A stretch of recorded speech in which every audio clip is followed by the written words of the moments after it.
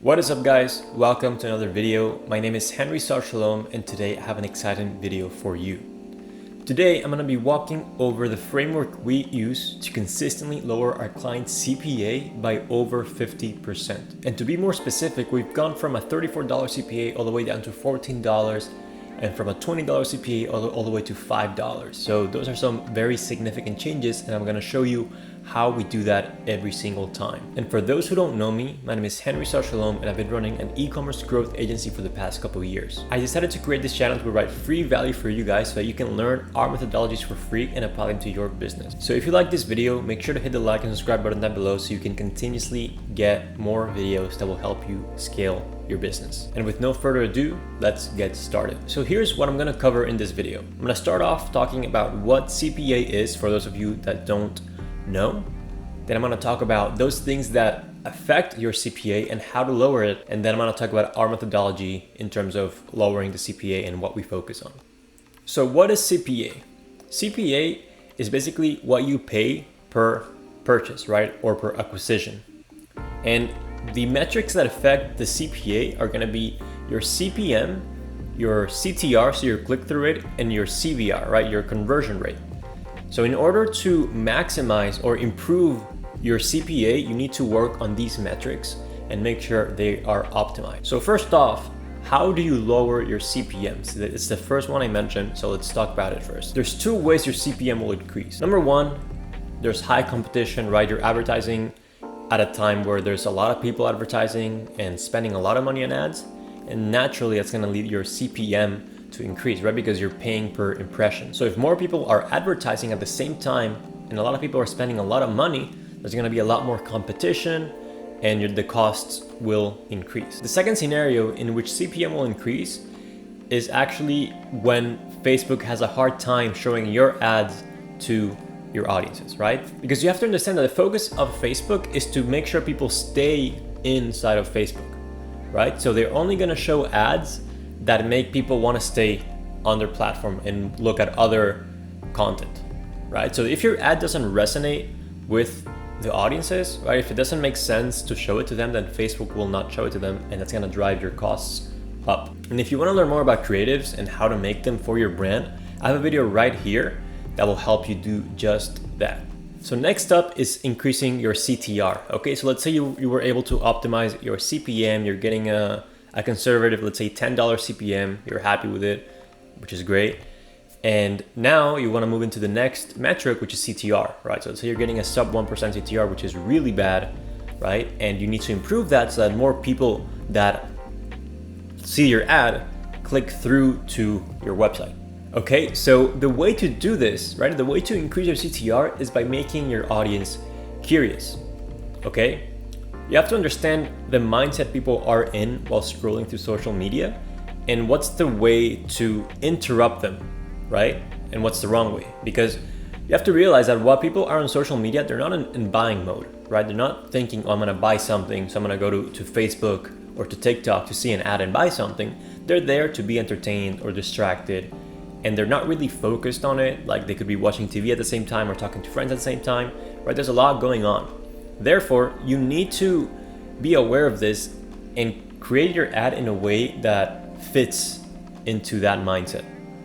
Okay, so instead of trying to just sell the product through the ad, just make people curious about your product so that they themselves want to go and see the product and learn more about it on your website.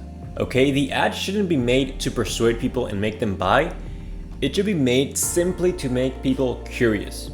Okay, and of course, as you go through different stages of the sales process, you need to see different ads to convert, but that's a conversation for another day. So in a nutshell, you make people curious by simply talking about things that resonate with them and positioning your product as a solution, right? So talk about the problems they have and just position your product as a solution, as a thing they need to get to where they want to get to. It's that simple. And of course, that will vary on what the voice of your brand is, your mission, things like that. But the main idea, the core idea is that you need to make them curious so that they click through. That's all you need to do with your ad. And if you actually make people curious, then your CTR will go through the roof. Okay, I had a client that he was selling this product that looked pretty weird. It was something many people didn't know about, and that gave us a huge advantage, right? We wrote great copy, great creatives and all that, But the thing that really drove the CTR is the fact that the product itself wasn't something many people saw very often. Okay, and that drove a lot of clicks and a lot of sales. Okay, why is that? Well, mainly the clicks came out of curiosity because people didn't know what the heck this was or why it looked the way it looked like, right? And then the website was built in a way that actually persuaded people by talking about how this product will help them reach their goals, right? The ad was used to drive curiosity and clicks, right? And the website was used to convert the people that clicked. So that's how you need to look at it. Lastly, we have the conversion rate, okay? So if you want to increase your conversion rate, you need to focus on persuasion strategies, right? Like what will make someone want to buy from me, right? And the way this works is you need to focus on three things. You need to make sure people like, know, and trust you, right? You do those three things on your website and make sure that happens when people click through, then you're gonna get a lot of sales and a very high conversion rate. So how do you get people to know who you are, right? You talk about your mission, your culture, who you are as a brand, what you stand for, right? And that gets people to know you. And those who resonate with those things, with your mission, then those will become your fans, okay? And that's very powerful. Next up, you have to make people like you. Now, to make people like you, you need to relate to things that they care about, okay? Because if there's a commonality, there's a much higher chance that people will actually like you and your brand. Another trick is to use social proof, right? Show that other people also like your brand and engage with your brand and buy from your brand, right? Because if other people do one thing, then the herd will kind of follow. And lastly, you need to develop trust, right? And you do this by basically by showing up and by showing that you are a real business, right? Show that you have maybe an actual warehouse, right? Show that you have a team. Show that there's actual people working in your brand that care about your customers, okay? And if you do those three things through your website, then your conversion rate will truly skyrocket, okay? So if you do these things, you optimize those three metrics, then your CPA will very easily drop, right? And we do this, we've seen it drop by like 50% consistently, right? Which is insane.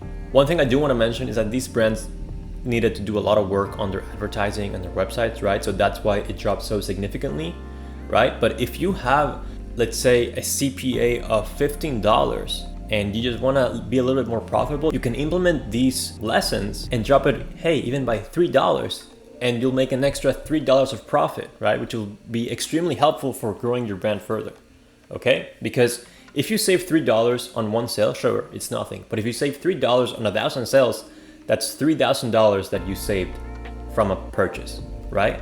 So I do think that this will help you guys a lot, which is why I recorded this video. And let me now go into the methodology that we use. Now, before I go into our methodology, I would highly appreciate it if you could go ahead and click the like and subscribe button down below, because as you can see, I care about you guys. I spent a lot of time kind of figuring out the best way to relay these lessons to you in the most simplest way possible.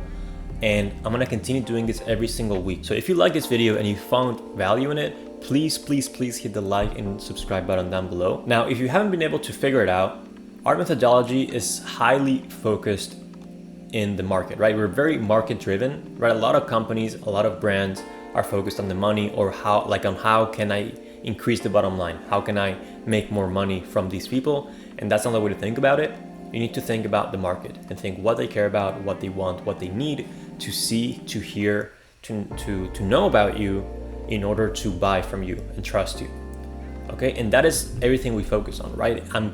Me and my team are constantly doing research on our clients and our audiences, trying to figure out new angles, new problems they have that we can solve with our clients' products, okay? And that is the whole focus, right? That is the methodology that you need to focus on, right? If you focus on the market will appreciate it and buy from you, right? And that's what you need to do. So I'm not gonna have to go into a full crazy system of like, oh, we need to do this and that, and this is the step 3 and 4 and 5. No, it's simple. Just focus on your market, love your market, serve your market, right? Serve them and they'll serve you. Basically, that's how it works. Okay, so make sure you know exactly who your product is for, right? And ask yourself constantly, who is this for? If you don't know who this is for, then your marketing is gonna suck. Okay, so know who this is for. You should be able to pick your audience out from a crowd. right? So if you have 1,000 people from you should be able to say, okay, that's my ideal customer, and that's my ideal customer, and that's my ideal customer, okay?